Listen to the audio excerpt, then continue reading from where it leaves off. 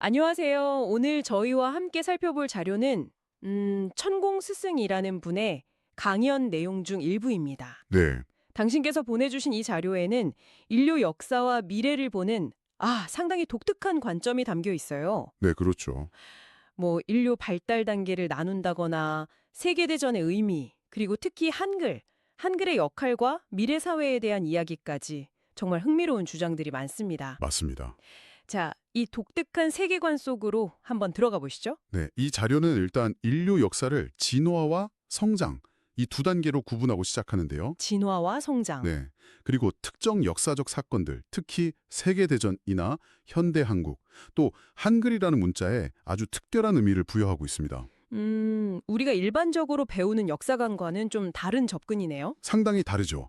그래서 저희는 오늘 이 자료에 담긴 핵심 주장들이 뭔지, 또 그게 어떤 논리 안에서 이야기가 되는 건지 당신께서 명확히 파악하실 수 있도록 좀 도와드리는 역할을 하려고 합니다. 네, 좋습니다. 그리고 여기서 제시되는 관점들은 어디까지나 자료의 내용이고요. 저희가 뭐 특정 입장을 지지하거나 반대하는 건 아니라는 점 분명히 말씀드립니다. 물론입니다. 그럼 가장 기본적인 틀부터 보죠. 인류 역사를 진화 30%, 그리고 성장 70%로 나눈다는 거요. 네. 이 30%의 진화 단계가 1, 2차 세계대전 즈음에 마무리되었다. 이렇게 보는 거군요. 이 구분 자체가 참 독특하게 들리네요. 그렇죠. 통상적인 역사 구분법하고는 완전히 다르죠. 이 자료에서는 세계대전이 단순한 비극이나 강대국 충돌, 이걸 넘어서는 의미를 가져요. 어떤 의미죠? 는 자, 이런 사람들이 정리되는 과정으로 해석을 하는 겁니다. 정리된다. 네. 마치 자연의 섭리처럼 새로운 시대를 맞으려고 대규모로 정화한다거나 재편하는 작업이었다. 이런 시각인 거죠. 정리나 정화라는 표현이 상당히 좀 강하게 들리긴 하네요. 그럼 그 과정을 거쳐서 남겨진 사람들은 어떤 의미가 있다고 보는 건가요? 특히 한반도에 3천만 명이 이 시기를 위해 남겨졌다 이런 언급도 있었잖아요. 바로 그 지점이 중요합니다. 이 관점에 따르면 세계대전 이후 특히 한국전쟁 같은 걸 거치면서 한반도에 남게 된 인구 그리고 그 후손들인 지금의 한국인들은 이전 시대 인류와는 다른 특성, 다른 사명을 지녔다고 보는 거예요. 다른 사명. 네, 단순히 전쟁을 겪고 살아남은 게 아니라 인류의 70% 성장기를 이끌어가기 위해 준비된 존재들이다. 이겁니다. 아하. 그래서 자료에서는 이 사람들을 각자 특별한 소질과 역할을 가진 일종의 수행자 집단으로 묘사를 하고 있어요. 그러니까 현대 한국인 모두가 뭐랄까 선택받은 수행자다 이런 개념으로 이어지는 거군요. 네, 그렇죠. 와, 이거 상당히 파격적인 주장인데요. 이게 다음 주제인 지식의 중요성과는 어떻게 연결되나요? 수행자라면 영적인 능력이 중요할 것 같은데. 그게 또 흥미로운 지점입니다. 자료에서도 영적인 능력이나 신과의 소통 가능성 이런 걸 언급은 해요. 하지만 동시에 지식이 없을 때의 위험성 이걸 아주 강하게 경고합니다. 지식이 없을 때 위험성이요? 네. 아무리 영적인 메시지를 듣거나 신비한 체험을 해도 그걸 해석하고 현실에 적용할 지식이라는 기준 틀이 없으면 그 영적인 힘에 그냥 휘둘려서 혼란에 빠지거나 자료 표현대로 미치광이가 될 수도 있다는 거죠. 아, 그러니까 지식은 영적인 에너지를 담는 그릇이면서 또 올바른 방향으로 이끄는 나침반 역할을 한다. 이렇게 보는 겁니다. 그렇다면 단순히 신비 체험을 쫓는 것보다는 현실적인 지식을 쌓는 게 더 중요하다고 보는 걸까요? 네, 그런 맥락이죠. 그래서 조선시대와 달리 현대 대한민국에서는 누구나 학교 교육으로 한글로 지식을 습득할 수 있게 된 것. 이걸 5천년 역사상 유례없는 중요한 변화다 이렇게 강조하는 거군요. 정확합니다. 이 자료 관점에서 보면 과거에는 뛰어난 영적 능력을 가진 소수의 인물이 있었을지 몰라도 보편적인 지식 교환이 부족했잖아요. 네, 그랬겠죠. 그러니까 그 능력이 개인 차원에 머물거나 왜곡되기 쉬웠다는 겁니다. 하지만 현대 한국 사회는 한글이라는 아주 강력한 도구를 통해서 대중적인 지식 보급이 가능해졌고, 그렇죠. 누구나 읽고 쓸 수 있으니까. 네, 이게 개개인의 영적 소질과 결합될 때 비로소 사회 전체의 질적인 도약을 이룰 수 있는 토대가 마련됐다. 이렇게 보는 거예요. 지식이 영성을 통제하고 완성시키는 열쇠다. 이런 시각이죠. 여기서 한글에 대한 해석이 정말 두드러지네요. 세종대왕이 만든 문자체계, 이 역사적 사실을 넘어서서 하늘의 기운이 담긴 영적인 창조물로까지 보고 있어요. 맞습니다. 한글은 이 자료의 논리 구조에서 아주 핵심적인 역할을 합니다. 핵심 역할. 네. 단순한 의사소통 도구가 아니라 그 자체로 특별한 에너지와 힘을 지닌 존재로 간주가 되는 거죠. 힘을 지는 존재요? 문자가. 한글을 통해 보편적 지식을 습득하게 된 이 사건을 인류사적인 대전환점으로 평가를 해요. 그러면서 이 과정을 통해 한국인이 정신적, 지식적, 영적인 총체적 역량, 이걸 자료에서는 질량이라고 표현하는데 이 질량이 가장 높은 민족으로 거듭났다. 이렇게 주장합니다. 질량. 물리적인 무게가 아니라 정신적이고 지식적 역량의 총합 이런 의미군요. 네, 그렇게 이해할 수 있겠습니다. 그래서 한국인 한 사람이 울고 웃는 게 전 세계 100명에게 영향을 미친다. 일당백의 존재가 되었다. 와, 이런 설명으로 이어지는 거군요. 개인의 상태가 인류 전체에 파급된다는 생각인데 그 근거는 뭘로 제시하나요? 그 일당백이라는 표현은 한국인이 가진 그 높은 질량 때문에 생기는 영향력, 그리고 그에 따른 책임감을 상징하는 것 같아요. 자료 안에서 명시적으로 과학적 근거를 딱 제시한다기보다는 네. 한국인이 한글을 통해 높은 수준의 지식과 의식을 갖추게 됐기 때문에 그들의 생각이나 감정, 행동이 마치 증폭되듯이 인류 전체에 영향을 미치게 됐다. 이런 논리를 펴는 거죠. 일종의 영적 파동이라 공명, 이런 개념으로 설명하는 것 같습니다. 그래서 현재의 한류 현상도 단순히 케이팝이나 드라마 같은 문화 콘텐츠의 매력 때문만이 아니라 한글과 한국어 자체가 가진 어떤 본질적인 힘, 그 질량에서 비롯된 것이다. 이렇게 설명을 하고요. 네, 맞아요. 특히 전 세계 젊은이들과 여성들이 한글을 배우는 걸 노예 해방에 비유한 대목은 이건 어떤 의미로 해석해야 할까요? 상당히 강한 비유인데요. 그 노예 해방 비유는 지식 습득을 통한 의식의 각성, 또 주체성 회복, 이걸 의미하는 걸로 보입니다. 아, 주체성 회복. 네, 과거 사회구조 속에서 여성이나 젊은 세대가 기성세대의 논리나 심의 질서에 좀 종속되어 있었다면 한글이라는 새로운 언어와 그 안에 담긴 지식, 사유체계를 접하면서 스스로 생각하고 판단하는 힘을 얻게 된다는 거죠. 이게 기존의 어떤 억압적인 관념이나 힘의 논리에서 벗어나는 과정, 즉 정신적인 해방이다, 이렇게 표현한 것 같아요. 한글과 한국어가 이런 자각을 촉진하는 매개체 역할을 한다, 이런 주장인 셈입니다. 그렇군요. 전 세계적인 영향력이나 영적인 소통 이런 걸 이야기하면서도 다시 초점을 개인의 관계로 돌리는 부분이 좀 인상적이었습니다. 가장 중요한 시는 내 앞의 사람이다 이렇게 강조하더군요. 네, 이 부분이 이 자료가 제시하는 관계론의 핵심이라고 할 수 있습니다. 아무리 높은 차원의 영적 세계나 신들과 교감한다고 주장하더라도 현실 세계에서 가장 직접적으로 관계 맺고 소통해야 할 대상은 바로 우리 눈앞에 있는 사람들이라는 거예요. 내 눈앞의 사랑. 네, 가족, 친구, 동료, 심지어 스쳐 지나가는 인연까지 포함해서요. 이들과의 관계를 어떻게 맺고 갖고 나가느냐, 이게 영성 실현의 가장 기본적이고 중요한 과제다. 이런 시각입니다. 그렇다면 주변 사람들하고의 관계는 소홀히 하면서 개인적인 영적 체험이나 종교 활동에 난 몰두하는 거. 이건 오히려 문제가 될 수 있다고 보는 거군요. 맞습니다.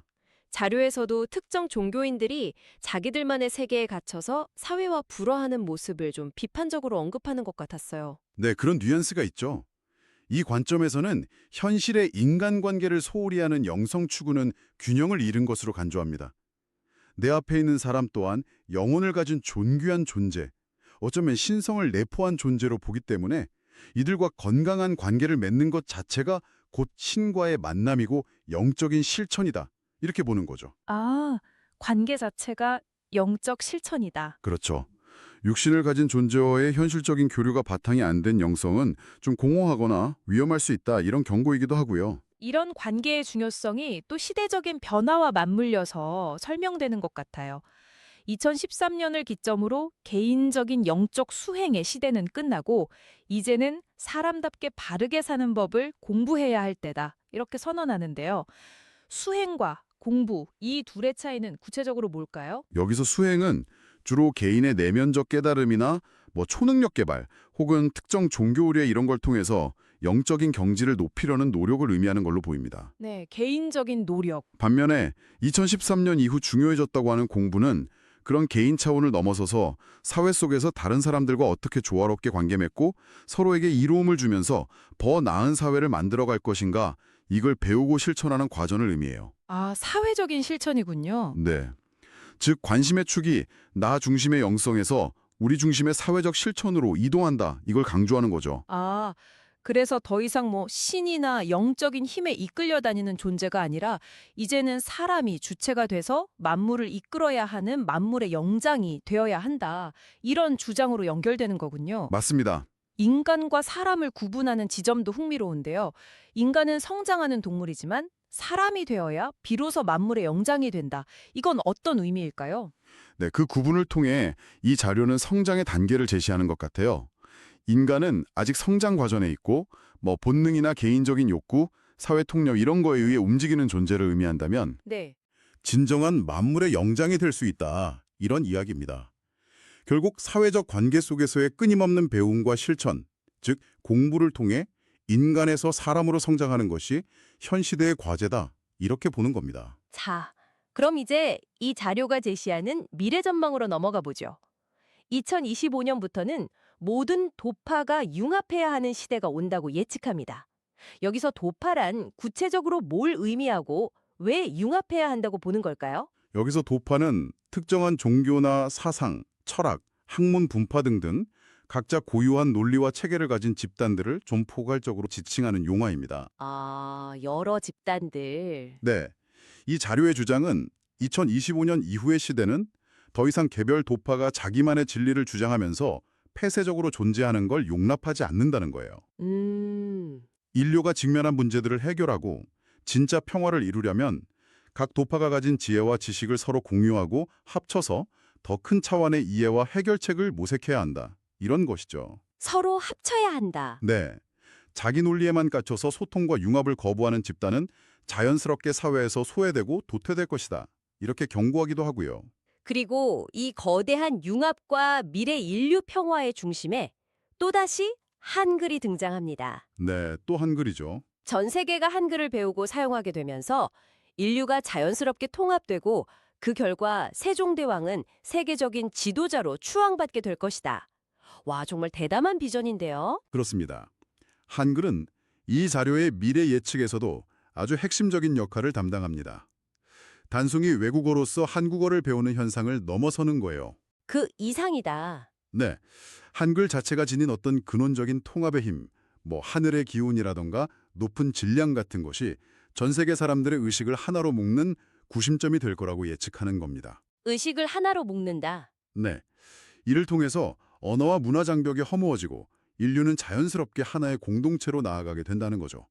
그리고 이러한 문명사적 전환을 가능하게 한 한글과 그 창제자인 세종대왕이 세계사적으로 재평가받고 위대한 지도자로 인정받게 된다는 것이고요. 결국 이게 미래 사회에서 한국이 정신적, 문화적 중심 역할을 수행하게 될 거라는 예측으로 이어지는 거군요. 네, 정확히 그 예측으로 귀결됩니다. 실로 엄청난 스케일의 전망이네요. 그래서 결론적으로 지금 우리에게 가장 중요한 것은 과거의 낡은 사고방식이나 이기적인 습관에서 벗어나서 주변 사람들과 뜻을 모으고 함께 협력하며 나아가는 법, 즉 공부를 실천하는 것이다. 이렇게 강조하며 마무리하는군요. 맞습니다. 미래 사회는 개인의 어떤 영웅적인 능력이나 특정 집단의 폐쇄적인 논리가 아니라 상호 존중과 열린 소통을 바탕으로 한 융합의 힘, 이게 핵심 동력이 될 거라는 메시지입니다. 융합의 힘? 네. 그래서 이걸 위해 지금부터라도 내 옆에 사람, 내 앞에 사람과 진심으로 소통하고 공통의 선을 향해서 함께 나아가는 연습을 꾸준히 해야 한다. 이것이 이 자료가 당신께 던지는 최종적인 제언이라고 요약할 수 있겠습니다. 네, 오늘은 천공 스승의 강연 내용 일부를 통해서 인류의 과거, 현재, 미래를 넘나드는 독특하고 때로는 좀 파격적인 시각을 자세히 들여다봤습니다. 네, 진화와 성장이라는 단계 설정부터 지식과 관계의 재해석, 그리고 항구를 중심으로 펼쳐지는 미라 비전까지 우리의 기존 통념에 질문을 던지는 참 흥미로운 내용들이었어요. 그렇습니다. 이 자료는 세상을 이해하는 여러 방식 중에 하나의 독특한 틀을 제공하는 거죠. 저희는 오늘 이 자료가 제시하는 주장과 그 논리적 흐름을 당신께서 객관적으로 파악하시는 데 좀 중점을 뒀습니다. 네, 전달하는 역할이었죠? 네, 이 내용이 당신에게 새로운 관점을 제공하는 창이 되거나 아니면 기존의 생각과 비교하면서 스스로 더 깊은 질문을 던져보는 계기가 될 수 있기를 바랍니다. 이 자료는 한글이라는 특정 언어가 인류 의식과 미래를 통합하는 강력한 도구가 될 것이라고 매우 강하게 주장합니다. 이 주장의 타당성은 각자 팔자날 몫으로 남겨두더라도 이런 질문을 던져볼 수는 있겠어요. 어떤 질문일까요? 우리가 일상적으로 사용하는 언어, 그리고 우리가 소통하는 방식 자체가 우리가 의식하지 못하는 사이에 개인의 생각과 사회 구조, 나아가 인류 전체의 미래 경로를 어떻게 조용히 하지만 강력하게 만들어가고 있는 것은 아닐까요? 오늘 저희와의 탐구는 여기까지입니다.